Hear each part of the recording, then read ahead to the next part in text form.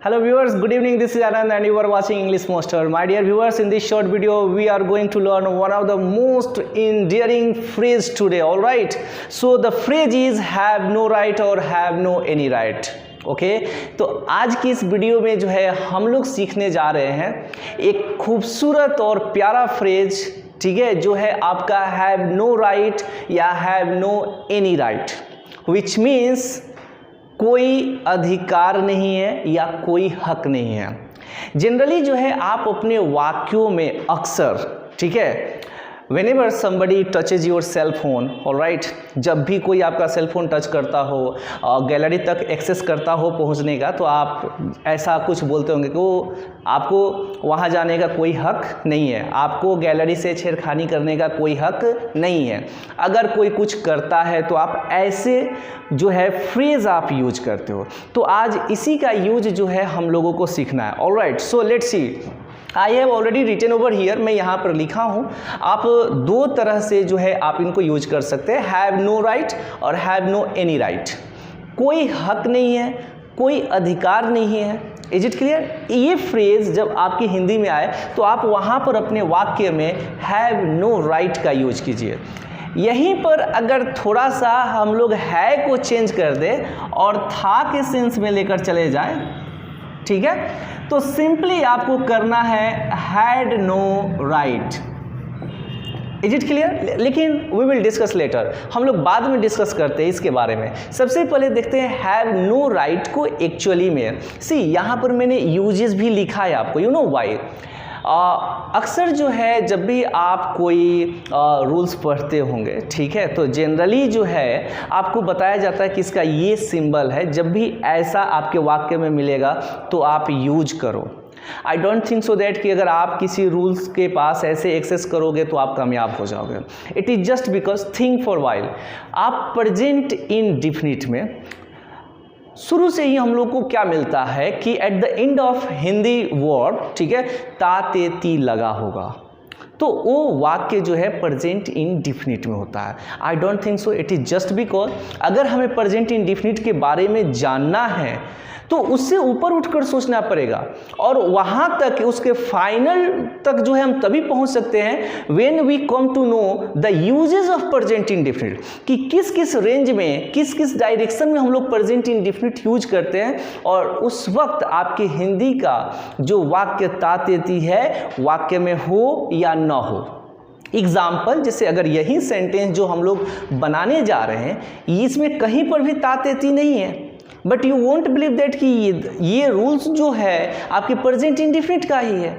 Is it clear? So always believe that कि जब भी आप कुछ जानने की कोशिश करो ना तो थ्रू आउट हो जाओ उसके। Is it clear? तो यहाँ पर मैंने यूज लिखा है मेकअप योर माइंड दैट कि आप कैसे जो है कब और किस सीन में हैव नो राइट का जो है प्रयोग करते हैं। मैंने लिखा है कि व्हेन एन एक्शन और समथिंग, जब कोई एक्शन, ठीक है, जैसे अब आप एक सीन क्रिएट करो, आपके नज़रों में, ठीक है, कोई व्यक्ति कोई ऐसा कार्य कर रहा है जो इम्प्रॉपर हो, अनफेयर हो और या फिर अनरीजनेबल हो, जो आपको लग रहा है कि ये उचित नहीं है, ये न्याय संगत नहीं है, ये सही नहीं है, इसे करने का इसे कोई अधिकार नहीं है। Is it clear? तो जनरली जैसे बिहार में जो है वाइन बंद है, ओके, अब कोई व्यक्ति अगर स्मगलिंग कर रहा है तो आप बोल सकते हो कि आपको बिहार में शराब बेचने का कोई हक नहीं है।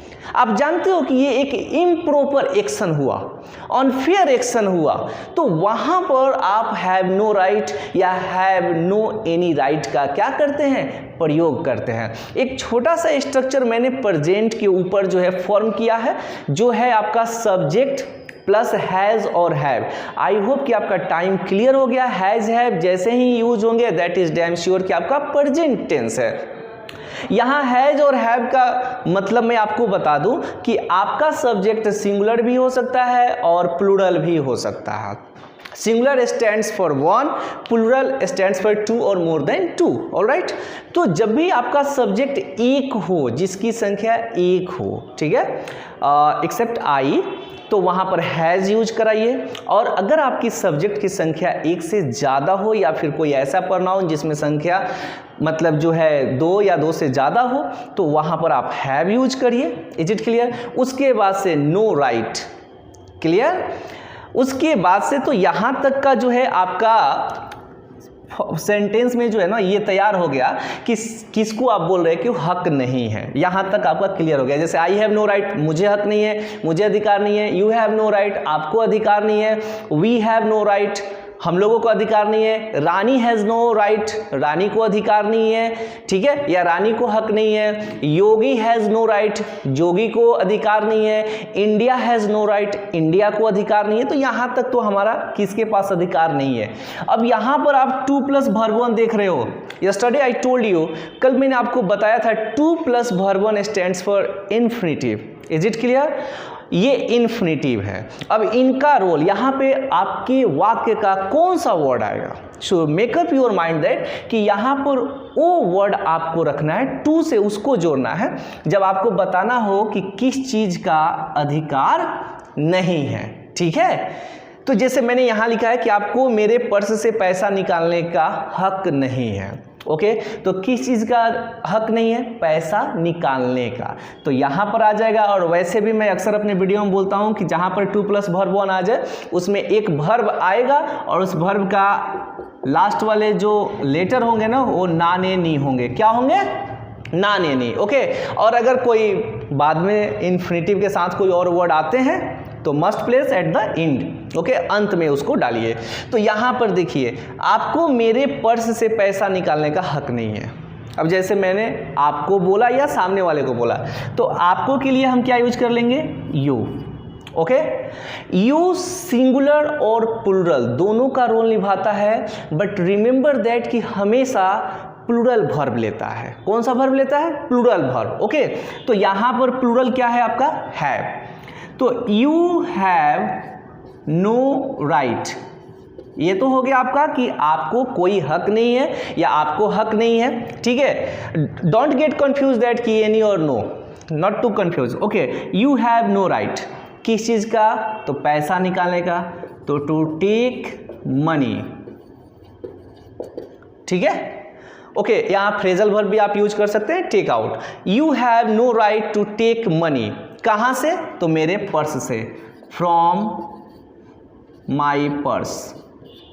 आई hope you know purse stands for बटुआ। ओके, मुझे श्वेता को चोट पहुंचाने का हक नहीं है। The next one is that मुझे श्वेता को चोट पहुंचाने का हक नहीं है। अब मुझे, ठीक है, तो यहां पर सब्जेक्ट मैं हुआ, तो इसके लिए क्या यूज कर लेंगे? आई। इस वर्ड के बारे में मैंने बताया था, सिंगुलर होने के बावजूद भी प्लूरल वर्ब को फॉलो करता है। तो क्या होगा? आई हैव नो राइट, मुझे हक नहीं है। किस चीज का? किस चीज का हक नहीं है? तो चोट पहुंचाने, नाने नहीं आ रहा है ना, तो चोट पहुंचाने के लिए क्या होगा? To hurt. ओके, नुकसान होगा, harm. I have no right to hurt, किसको? श्वेता को। Is it clear? बना? Isn't easy? है आसान। उन लोगों को, उस लड़की को बदनाम करने का हक नहीं है। योर सब्जेक्ट इज उन लोगों को। तो उन लोगों के लिए आप क्या यूज करते हैं? थर्ड पर्सन प्लूरल प्रोनाउन दे। वे लोग या उन लोगों के लिए हम क्या यूज करेंगे? दे। दे भी जो है आपका क्या है? प्लूरल सब्जेक्ट है, तो हम क्या यूज करेंगे? Have. They have no right, they have no right to, किस चीज का? बदनाम करने का। तो बदनाम करने के लिए आप क्या यूज करोगे? डिफेम। नौ वर्ड याद हो तो आप याद करो। डिफेम मीन्स होता है बर्बाद करना, ठीक है। They have no right to defame, किसको? तो उस लड़की को। यहां पर हम लोग डेमोन्स्ट्रेटिव एडजेक्टिव यूज कर लेते हैं, दैट इंडिकेट कर रहे हैं, तो that girl. Is it clear? They have no right to defame that girl. The last one is you know well that कि द नेम, जो नाम है वो बहुत ट्रेंडिंग में है। Is it clear? योगी को किसी का जान लेने का हक नहीं है। Of course you think right, I am talking about the CM of Uttar Pradesh, all right, UP. Yogi को किसी का जान लेने का हक नहीं है। तो यहां पर किसको हक नहीं है? जोगी को। ऑल राइट, जोगी सिंगुलर है, हैज हो जाएगा। Jogi has no right is it clear? Jogi has no right, जोगी को हक नहीं है, अधिकार नहीं है टू किल किसी का। इसके लिए आप क्या यूज कर लोगे? Anybody, to kill anybody. Is it easy? Alright, तो आई होप कि आप जो है इस स्ट्रक्चर पर, प्रेजेंट के स्ट्रक्चर पे जो है आप इसको यूज करें। और एट द एंड मैं ये कहना चाहता हूँ कि अगर आप इस वाक्य को, अगर आप इस स्ट्रक्चर को समझ गए तो थोड़ा सा एक्सपेरिमेंट करिए, कुछ वर्ड्स को हटाइए, और अगर आप चाहते हैं तो इसको पास्ट में भी बहुत आसानी से ले जाएंगे। You don't need to change a lot, बहुत ज़्यादा चेंज करने की ज़रूरत नहीं है, सेम चीज़ होगा। आप जानते हो कि आपके वाक्य का टाइम क्लियर करने वाला वर्ड कौन से होते हैं? एक्जुलरी वर्ब्स होते हैं। तो यहाँ से ऐसे, यहाँ पर तो ये एक्जुलरी वर्ब नहीं है, बट यहाँ पर ये टाइम क्लियर कर रहे हैं। इनको हटाकर अगर हमको पास्ट में ले जाना हो, यू वेल नो दैट कि इनका जो है कौन सा फॉर्म यूज हो जाएगा? हैड। पास्ट फॉर्म क्या होता है इनका? हैड। और फिर आप जो है बना सकते हैं you had no right to speed there, आपको वहाँ थूकने का कोई अधिकार नहीं था या कोई हक नहीं था। तो आप चाहे तो हैड नो राइट पर पास्ट में ले जाकर जहाँ था थे थी सेंस होगा, ऑलराइट, उस पर बना सकते हैं। अच्छा, कुछ और है, अगर आप हैड नो राइट, अगर आपको थोड़ा सा यू नो दैट एक कॉर्न लग रहा है तो दैट्स नॉट बिग डील, आप इनके बदले यूज कर सकते हैं डिडंट हैव राइट। ऑलराइट, आपको जो यूज करना है, इसमें आपको कंफ्यूज नहीं होना। आपका जो भी सब्जेक्ट आए, सिंगुलर आए या प्लूरल, अगर इस रूल्स को यूज करना चाहते हो तो हैड सबको फॉलो करेगा। अगर आप डिड नॉट हैव राइट को यूज करना चाहते हो, that's not big deal. Did not जो है ना, डिड भी हर सब्जेक्ट को इक्वली फॉलो करता है और कभी सिंगुलर प्लूरल में वहाँ पर कोई फर्क नहीं पड़ता है। तो कोई भी, जैसे मुझे श्वेता को चोट पहुँचाने का हक नहीं था, तो अभी सेंटेंस के लिए या तो हम ये रूल यूज कर ले, आई हैड नो राइट, या फिर I did not have right to hurt Shweta. Alright, I hope कि आप इन दोनों स्ट्रक्चर पे आप अपने अकॉर्डिंग छोटे से छोटे वाक्य, पास्ट तो बहुत आसान है कि आपको यहाँ पर सिंगुलर प्लूरल पहचानने का जो है मतलब जो भी लोचा है वो जो है क्लियर है। कोई भी सब्जेक्ट है, या तो हैड लगाना चाहते हो तो हैड लगाओ, और डिडंट लगाना चाहते हो तो डिडंट लगा दो, that's not big issue. Okay, और इसमें आपको क्या याद रखना है कि हैज़ सिंगुलर है, ऑलराइट, और हैव जो है क्या है? प्लूरल है।